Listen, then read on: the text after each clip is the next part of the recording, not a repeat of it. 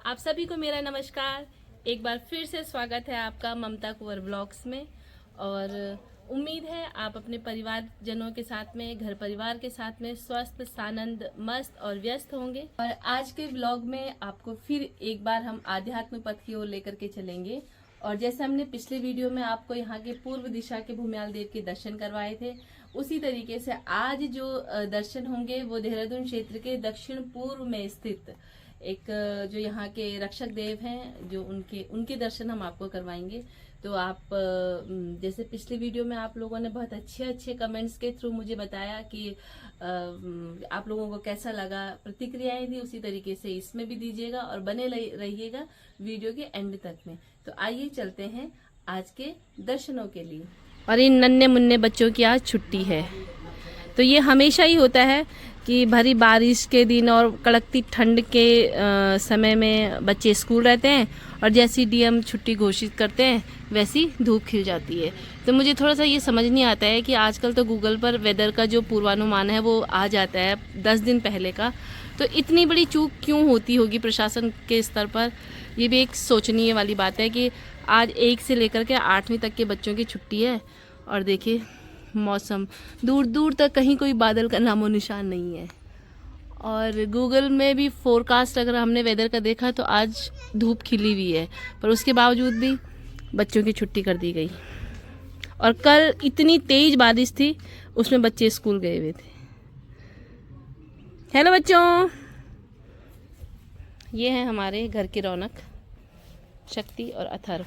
प्रणाम करो। प्रणाम।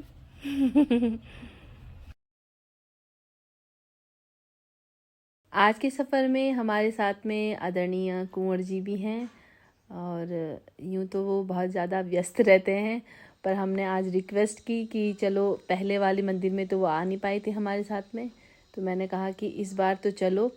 तो आज वो भी आधा दिन हमको मिला है और उनके सख्त निर्देश हैं कि इसे आधे 1 घंटे में ही जाना और आना होना है। तो हम लोग आज समय का भी बहुत ध्यान रखेंगे।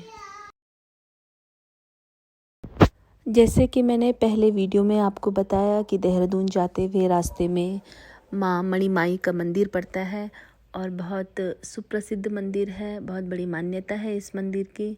तो हम लोग भी जब भी देहरादून जाते हैं तो यहाँ पर उतरकर माँ काली का आशीर्वाद लेते हैं। यहाँ पर माँ जो भगवती है, दुर्गा है, वो काली रूप में अवस्थित है। तो आप लोग भी आएँ और ज़रूर यहाँ पर माता रानी का आशीर्वाद दें। इस तरह से हम अपने सफ़र पर आगे बढ़े और आप देख पा रहे हैं कि खिली खिली धूप के बीच उन्मुक्त नीला आसमान और सड़क के दोनों किनारे गगनचुंबी पेड़ कितने खूबसूरत लग रहे हैं। और प्रकृति का जो ये रूप है, जो प्रकृति का ये जो सौंदर्य है, ये मुझे लगता है हर किसी को भाता है और अपना सब दुख दर्द भूल कर बस प्रकृति का हो जाता है। प्रकृति की इस मनोहारी छटा के बीच ही हम पहुंच चुके हैं आज की डेस्टिनेशन पर, लक्ष्मण सिद्ध मंदिर में। और सबसे पहले हमने यहाँ आकर प्रसाद लिया और हम पहुंच चुके हैं लक्ष्मण सिद्ध मंदिर में। मंदिर में पहुंचने के बाद हम लोगों ने पूजा अर्चना की। यहाँ पर मंदिर के भीतर फोटोग्राफी प्रतिबंधित है, तो इसलिए मंदिर के भीतर जो समाधि स्थल है बाबा लक्ष्मण सिद्ध की, वो हम आप लोगों को नहीं दिखा पा रहे हैं। इसके पश्चात बगल में शिवालय है, वहाँ पे जाके हमने जलाभिषेक किया, आशीर्वाद लिया भगवान शिव का।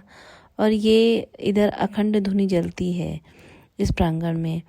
ये आप लोग देख पा रहे हैं यहाँ का किस तरीके से बंदरों से सुरक्षा के लिए टिन शेड लगाए हैं। यहाँ बंदर बहुत ज़्यादा है, इसीलिए थोड़ा सुरक्षित रहिएगा।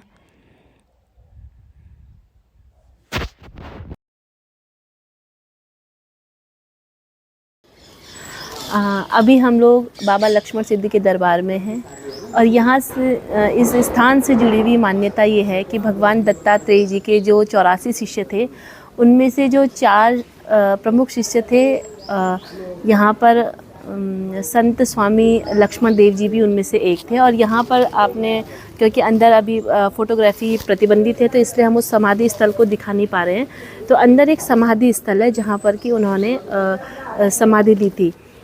इसके साथ ही सामने पे आप देख सकते हैं यहाँ पे शिवालय है। जो ये चारों सिद्ध थे ये शिव के उपासक थे, तो इसलिए जहाँ जहाँ ये सिद्ध हैं वहाँ पर शिवालय भी आप लोगों को देखने को मिलेंगे। और एक दूसरी जो पौराणिक कथा है उसके अनुसार ये कि जब त्रेता युग में लक्ष्मण जी ने जो राक्षसों का संहार करने के बाद भगवान राम और लक्ष्मण, क्योंकि रावण का वध हुआ था, उस पर ब्राह्मण हत्या का पाप लगा था, तो उसके पश्चाताप के लिए उन्होंने हिमालय की कंदराओं में आकर के तपस्या की थी। तो मान्यता ये भी है कि लक्ष्मण जी ने इसी स्थान पर आकर के शिव की तपस्या की और वो जो उन पर ब्रह्म हत्या का पाप लगा था उसका प्रायश्चित करने के लिए इस स्थान पर उन्होंने तपस्या की। तो ये दो मान्यताएं यहाँ को अद्भुत, अलौकिक और धार्मिक बनाती हैं। तो प्रत्येक रविवार यहाँ भी मेले का आयोजन होता है। भक्त जो हैं रविवार को यहाँ पर बाबा लक्ष्मण के दर्शन करने के लिए आते हैं।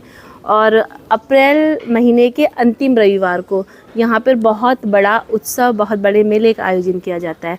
तो आप सभी लोगों से भी निवेदन है कि आप लोग ज़रूर एक बार इस धार्मिक स्थल पर आकर के इस देव अनुभूति को महसूस करें।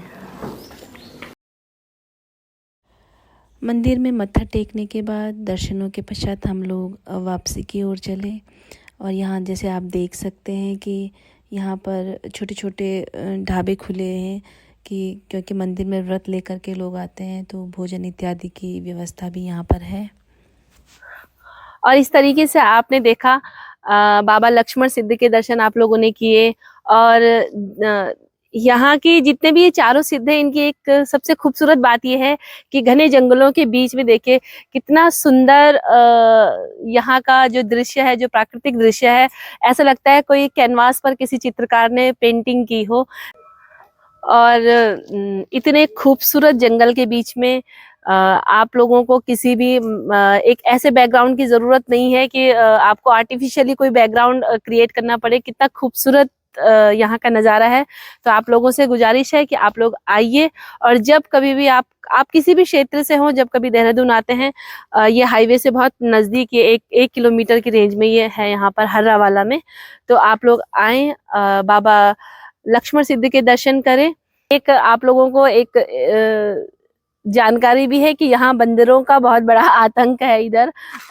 अगर आप कहीं पे भी गाड़ी खड़ी करेंगे या बोलेंगे तो बंदर किसी न किसी उसमें कि कुछ खाने को देंगे, तो इसलिए सावधान रहिएगा। और अपने साथ कोई भी खाने पीने की जो चीज़ें लाई तो उन्हें हाथों में ऐसे नहीं रखना है, या तो गाड़ी में रख दें इनके सामने, क्योंकि ये झपटते हैं। और विशेष रूप से बच्चों को बहुत सुरक्षित रखिएगा इधर बंदरों से। और ये देखिए एक बंदर तो हमारी गाड़ी पर ही चढ़ गया और कुंवर जी से गुड़ लेने लग गया। और इस तरीके से आज बाबा लक्ष्मण सिद्ध के दर्शन करने के पश्चात ये व्लॉग यहाँ पर अपने अंतिम चरण पर है। यहाँ हम व्लॉग समाप्त करेंगे और आप लोगों से फिर से एक निवेदन करेंगे कि आप लोग जिस तरीके से पहले के व्लॉग्स में आप लोगों का प्यार, आप लोगों के स्नेह, आप लोगों का जो आशीर्वाद है वो मुझे मिल रहा है। आप लोगों की जो कमेंट्स आते हैं वो निश्चित रूप से मेरे लिए बहुत ही प्रोत्साहित करने के लिए होते हैं और मेरा मनोबल भी बढ़ाते हैं और मुझे अच्छा कुछ करने के लिए प्रेरित भी करते हैं। तो आप सभी से निवेदन भी है कि अपनी शुभेच्छाओं को और अपने मार्गदर्शन को मुझे कमेंट्स के माध्यम से ज़रूर बताएं। और मेरा जो यूट्यूब चैनल है ममता कुंवर व्लॉग्स में, उसको भी आप लोग सब्सक्राइब करें। अपने परिजनों के साथ में, रिश्तेदारों के साथ में, दोस्तों के साथ में उस यूट्यूब चैनल को ज़रूर आप सब्सक्राइब करवाएं, शेयर करवाएं और उस पर कमेंट्स करके मुझे अपनी प्रतिक्रियाएं ज़रूर दीजिएगा, ताकि मुझे पता चले कि जो मैं कर पा रही हूँ वो अच्छा है और आप सब लोगों तक वो पहुँच रहा है। मिलते हैं एक नए व्लॉग में, एक नई बात और नई दिशा के साथ में। धन्यवाद।